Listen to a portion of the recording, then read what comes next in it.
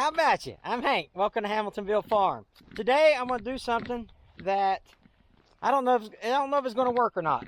So I'm really looking forward to reading some of your comments in this thing. So let me tell you what I'm going to do. Before I get into this video, I know this is not the right way. I know this is not the right tool to use. I was sitting there with Gina and I said, I bet I could plant rows of corn with a box blade. And she said, I bet you can't. So this is kind of a friendly wager between me and Gina to see who's right and who's wrong. I've never been wrong in our marriage, so I don't know. So we're just gonna experiment. That's all it is. It's a fun experiment. All right, let's see if we can actually get it done. I do have a thought though. If the box blade don't work, I bet I could probably clear an area with the box blade and then separate tines off a landscape rake and then use a landscape rake with some weight on it to act as a plow, if you will. I bet that would work. Or I could buy a tiller, as Gina says. I'm going to plant sweet corn here. And you said, what's the big deal about that? Well, there's a couple of things that we're going to try. Number one, I'm going to try to use the box blade ripper shanks to plow my rows with. The corn has to be an inch and a half deep, about 9 to 12 inches of spacing. So I'm going to use my box blade to pull my ripper shank, the ripper shanks in my box blade to make my rows with. And I'm going to see how that works. It may not work, I don't know. And then I'll just cover them back up because I don't have a tiller or really all I got is a box blade to work with at this point. Another thing is this. About 2 years ago, we had pines harvested off our property, and this is the result. This is where the loader sit as he loaded the trailers back and forth, and they all egressed the property on this road right here. Well, as he sat here, all the pine bark stayed right here. So I'm hoping that we actually have enough. I'm hoping that this composted enough to create good soil underneath. Now you can see there's sandy there, sandy here. I got some of this bark here. Some of you people call that biochar because we've actually tried to burn a little bit of this. But I'm wondering if it's going to work. I'm anxious to see. The only concern I have here is that I got to have a watering source. I don't have the ability to bring a water hose, or as I call it from my great state of North Carolina, a hose pipe, up here to water the ground. So I'm gonna have to get a sprayer of some sort to get the water put on it. I got some fertilizer, I got all that stuff, but I'm just trying it, if that makes sense. If you dig down in here, I think that it's good soil down in there. So I think there's some good spots. I hope there's enough good spots to make it work. But sometimes you find pieces of metal. I don't think the corn's going to grow through the metal. I may try two spots. I may try this spot that's got the bark, the pine bark that's in it. The compost we just bought has 85% cow manure, 15% pine in it. So that's what made me start thinking about this place up here. So, well, I got all the pine bark I can handle up here. But this part is grass. So maybe I'll plant 2 rows or 2 sections. And I'll plant a section here and a section here and see which one comes out the best. All right, I'll throw the drone up, get some drone footage in this video, and it'll work out pretty good. I think that I don't know if I can get around the stumps, if I can get around I don't know, we'll see. It don't look like there's a lot of weeds up here, so that's okay. I don't know how long of the rows I'm going to plant neither.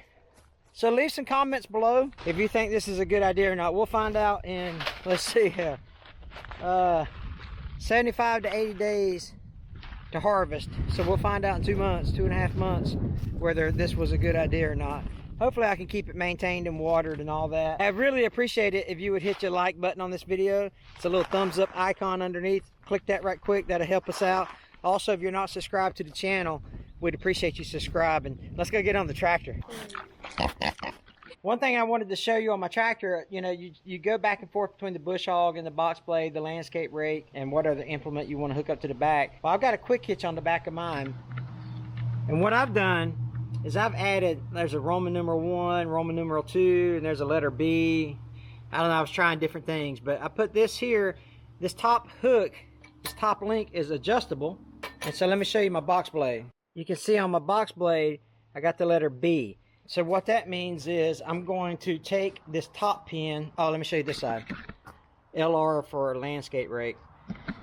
But I'm going to take this B, I'm going to take these pins out here.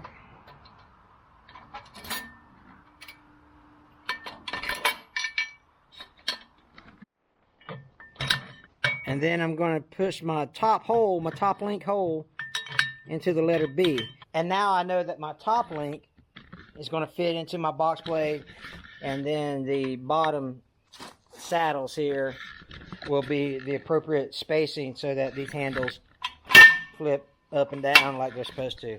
So let's get this box blade put on. We'll lower the ripper shanks down, and we'll try it. It's experiments at the Hamiltonville Farm Proving Grounds.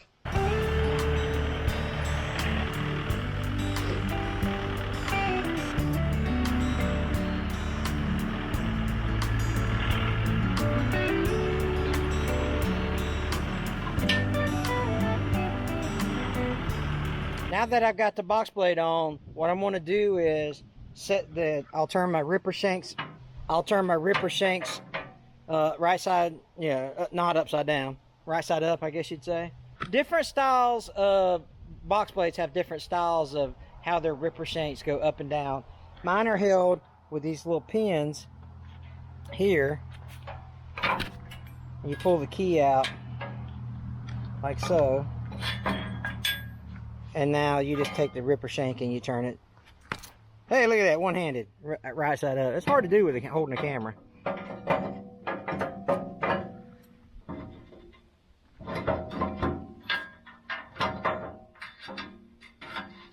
So what I'm gonna do first, there's 3 holes in that ripper shank.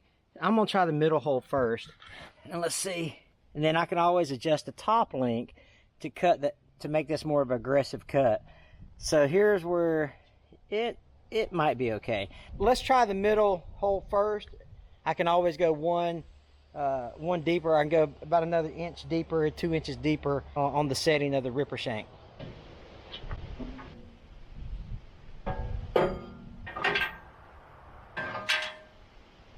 Man, I hope this is going to work, because you get out there. I like trying, so I like experimenting, And so if this works, now I know that I got a place to grow corn up on top of my property. A couple things I'm concerned about. Number one is no water. So I'm gonna have to water it every day. So that puts an additional duty on me, so to speak. And number two is animals. I got to make sure that I think I'm going to lose some to predators. Some rats or rodents that are going to dig up the seed. Maybe some deer that are going to eat the corn as it grows up. I don't know, but I'm assuming I'll lose some of it, hopefully not all of it. So I'm going to plant more than I need. All right, I can already tell I've got to adjust the ripper shanks. So I'm going to go down one more on the ripper shanks. And I'll do this on all 5 of them. Now that I've got all 5 of them on the last setting that we have, I'm actually going to take the top link and I'm going to make the box blade tilt more so that the ripper shanks are more aggressive into the dirt.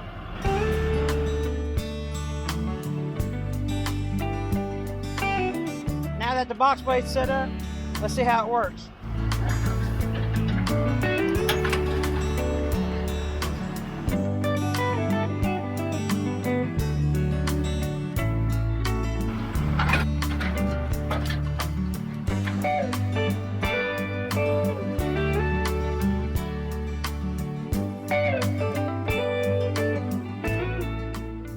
So a couple things I didn't prepare for. Number one is all the sticks that are still in the ground. So you have a bunch of this stuff, you have a bunch of those, and the box blade pulled that up. And number two is I didn't realize I still had a bunch of stumps in the ground. I thought that I had all the ones above ground marked, which I do, but then you saw the box blade get caught on several stumps and catch the box blade. So here's that. Now granted, a lot of them were soft or whatever, but still, there's a good example of one. Sorry about the shade there, but you got this kind of, the ground's nice and wet though. There's a stump there. So I didn't account for that. Pulling, let's see, going up the box blade caught a bunch of dirt, and going down the box blade caught a bunch of dirt. So I'm going to try it here. This side is a little more flat, so I'm going to try a couple rows right here. And then what I may do, now a lot of you, well, why don't you take your landscape rake and get rid of all that stuff? I've literally taken my landscape rake over this piece of property, I'm not kidding, 15 times. So I mean, it's still going to be there. It's pretty deep, I guess, is what I'm trying to say. I may try to get rid of that grass and then try it up there, but that soil is not as fertile as this would be. So I'm kind of torn. But let's try it over here. Let's see if that works any.